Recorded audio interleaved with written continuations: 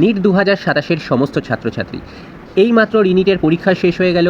রিনিটের বায়োলজির বোটানিতে chapter wise কোন কোন chapter থেকে কটা কটা কোয়েশ্চেন এসছে, কী কোয়েশ্চেন এসছে, সেই সব ভালো করে বিস্তারিত এখানে দেখানো হলো, তো তোরা সহজে যাতে প্র্যাকটিস করতে পারিস।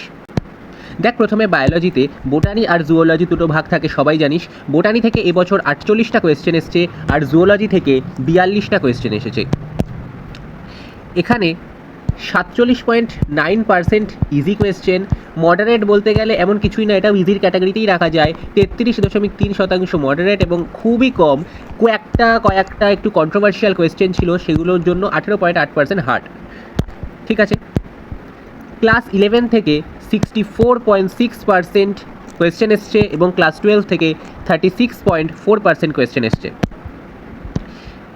এবারে যদি দেখা যায় বোটানির চ্যাপ্টার ওয়াইজ অ্যানালাইসিস করা যাক, কোন চ্যাপ্টার থেকে কী কোয়েশ্চেন এসছে। তো প্রথমেই আমরা দেখতে পাচ্ছি যেই চ্যাপ্টারগুলো থেকে আগে খুব বেশি করে কোয়েশ্চেন আসতো, সেই সব চ্যাপ্টার থেকে কিন্তু হঠাৎ করে এখন কম কোয়েশ্চেন এসছে।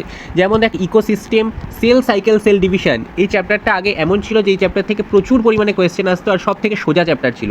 এছাড়া প্লান্ট কিংডম, এই প্রত্যেকটা চ্যাপ্টার থেকে কিন্তু মাত্র 2টো কোয়েশ্চেন এসছে, আর একটা ইজি আর একটা টাফ টাইপের এসছে। এর পরবর্তী পেজে আমরা দেখি, এখানে সব থেকে বড় কথা, এবছরে যে নর্মাল নিট পরীক্ষা হয়েছিল সেখানে জেনেটিক 1 মানে প্রিন্সিপাল অফ ইনহেরিটেন্স, সেখান থেকে কিন্তু প্রায় 7খানা কোয়েশ্চেন এসেছিল, কিন্তু এবছরে দেখ 3খানা কোয়েশ্চেন এসছে।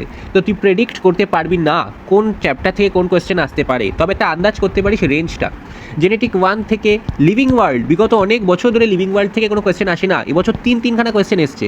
Plant growth and development, morphology of flowering plant, এই সব চ্যাপ্টার থেকে কিন্তু 3খানা করে কোয়েশ্চেন এসেছে।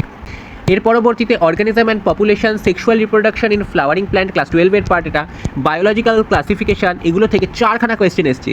নর্মাল নিটে যেটা 2026 হয়েছিল সেখানেও কিন্তু এই বায়োলজিক্যাল ক্লাসিফিকেশান থেকে মাত্র 2টো কোয়েশ্চেন এসেছিল। এরপরে ফটোসিনথেসিস ইন হায়ার প্লান্ট, এখান থেকে 5খানা কোয়েশ্চেন এসেছে।